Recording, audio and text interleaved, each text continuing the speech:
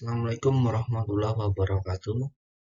Saya Dewa Muhammad Fauzi dengan NIM 212121188 ingin menyampaikan tentang lafaz dolalah.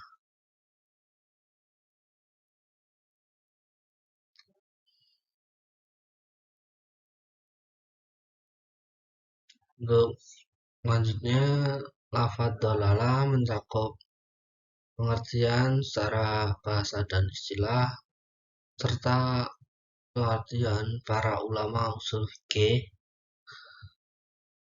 Lafaz dolalah terdiri dari dua, yaitu dolalah lafadziyah dan dolalah al-ghairu lafadziyah. Dolalah lafadziyah itu sendiri terdiri dari dhohir, nas, mufassar, dan muhkam. Sedangkan dolalah ghairu lafadziyah terdiri dari kafi, muskil, mujamma, dan mutasyabih.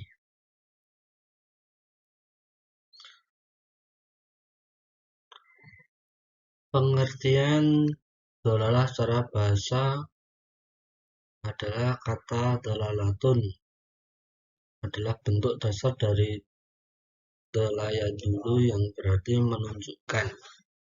Sedangkan menurut istilah adalah menunjukkan suatu lafaz nas kepada pengertian yang dapat dipahami, sehingga dengan pengertian tersebut kita dapat mengambil kesimpulan hukum dari sesuatu dalil nas. Tegasnya dalam dolalah lafaz itu ialah makna atau pengertian yang ditunjukkan oleh suatu lafaz nas, dan atas dasar pengertian tersebut kita dapat mengetahui ketentuan hukum yang dikandung oleh sesuatu dalil nas. Dimaksud dengan dolalah seperti dijelaskan oleh Dr. Wahbah Zuhaili dalam kitab usulnya, dolalah adalah cara penunjukan lafaz atas sesuatu makna atau menunjukkan sesuatu lafaz atau sesuatu yang dimaksud oleh mutakalim. Atas dasar ini dapat disimpulkan bahwa dalil adalah yang memberi petunjuk dan dolalah ialah sesuatu yang ditunjukkan.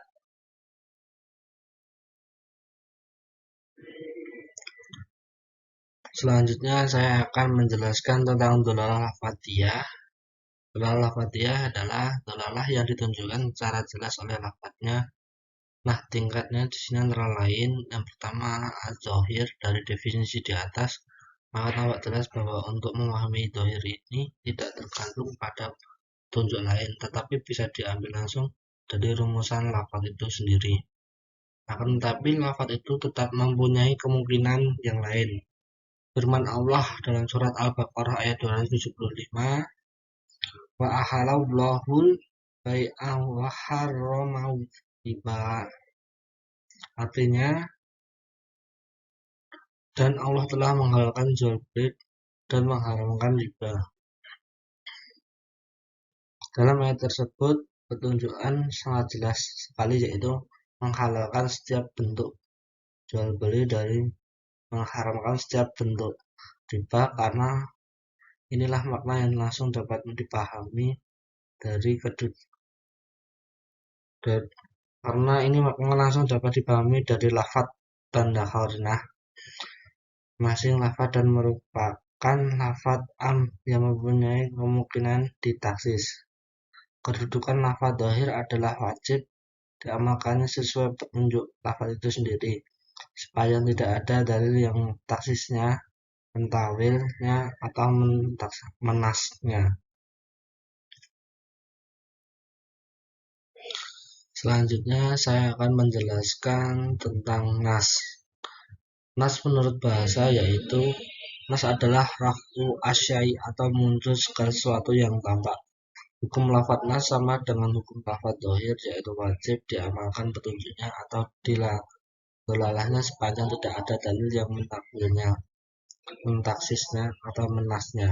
Oleh karena itu, apabila terjadi pertentangan antara lafaz dhahir dan lafaz nas, maka lafaz nas lebih didahulukan pemakaiannya dan wajib membuat lafaz dhahir pada lafaz nas. Sebagai contoh adalah ayat Al-Quran yang dijadikan contoh lafaz dhahir. Wahalallahur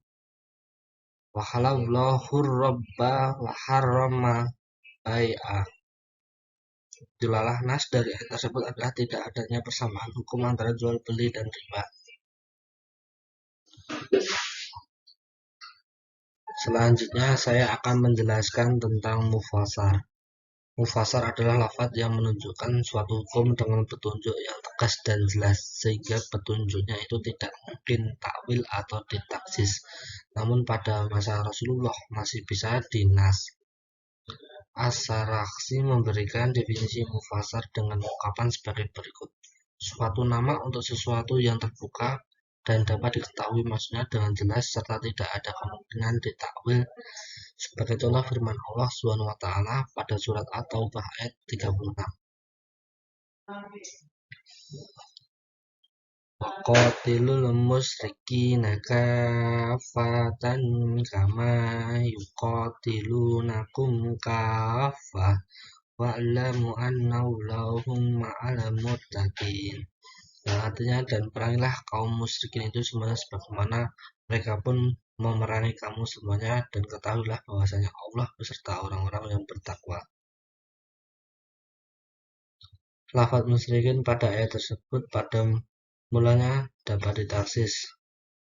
Namun dengan adanya lafaz keafatan semua kemungkinan itu menjadi tidak ada.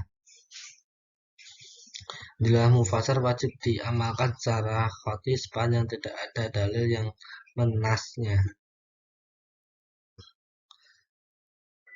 Di sini saya akan melanjutkan tentang muhkam.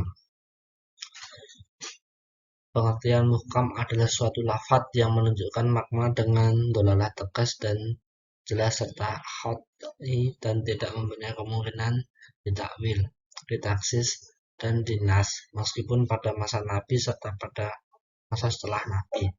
Seperti firman Allah yang ditunjukkan kepada para penuduh zina terhadap wanita bersuami atau muhsanat, yang artinya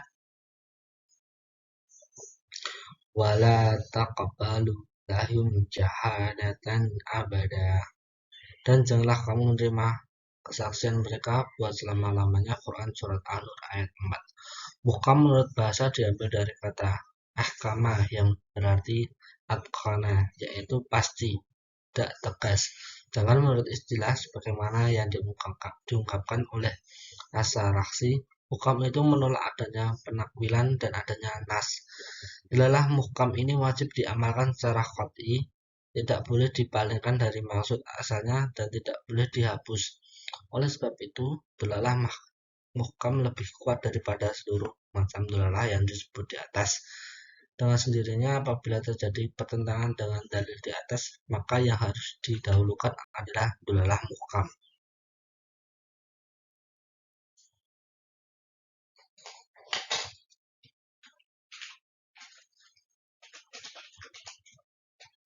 Di sini saya akan menjelaskan tentang dalalah ghairu lafadziyah, yaitu nas yang tidak jelas dalalahnya, yaitu nas yang bentuknya itu sendiri tidak bisa menunjukkan pada arti yang dimaksud daripadanya. Macamnya antara lain yang pertama, kafi. Kafi adalah lafaz yang bisa menunjukkan pada artinya secara jelas, tetapi dalam menerapkannya hanya itu sebagian dari beberapa persen merupakan macam yang samar dan tidak jelas.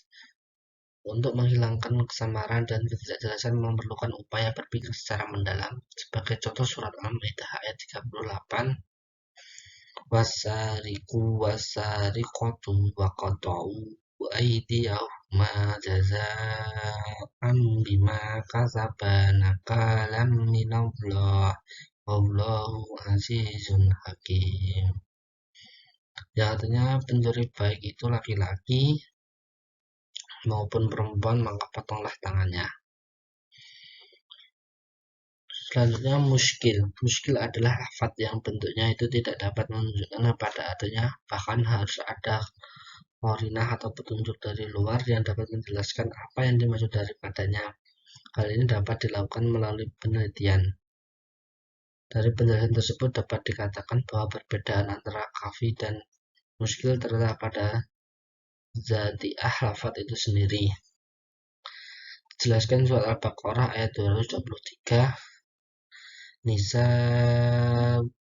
harthu lakum harsakum anna syi'tum wa qaddimu li anfusikum wattaqullaha wa'lamu annakum mulaqu wa basyiril mu'minin, yang artinya istri-istrimu adalah ladang bagimu, maka datanglah ladangmu itu kapan saja dan dengan cara kamu sukai, dan utamakan yang baik untuk dirimu. Bertakwalah kepada Allah dan ketahuilah bahwa kamu kelak akan menemuinya, dan sampaikanlah kabar gembira kepada orang yang beriman.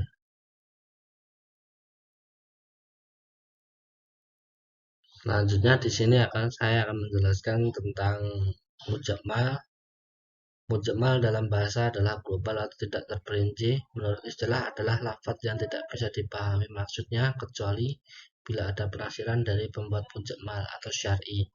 Mujmal lebih tinggi kadar kafnya daripada muskil sebab penjelasan mujmal diperoleh dari syarah bukan hasil ijtihad. Contohnya lafaz sholat menurut bahasa berarti doa, tapi menurut istilah syarah adalah ibadah khusus yang sesuatunya dijelaskan oleh Rasulullah SAW.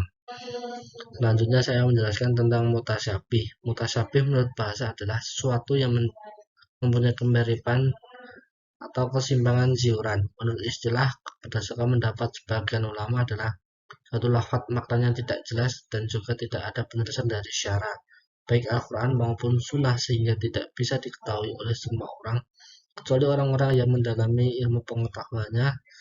Sebagian lain mendefinisikan bahwa mutasyabih adalah suatu lafaz yang mempunyai beberapa kemungkinan artinya dan simpang siur antara lain dua arti atau lebih. Misalnya wasyamsi wadduhaha. Cukup sekian yang dapat saya sampaikan. Bila ada salahnya, saya mohon maaf. Assalamualaikum warahmatullahi wabarakatuh.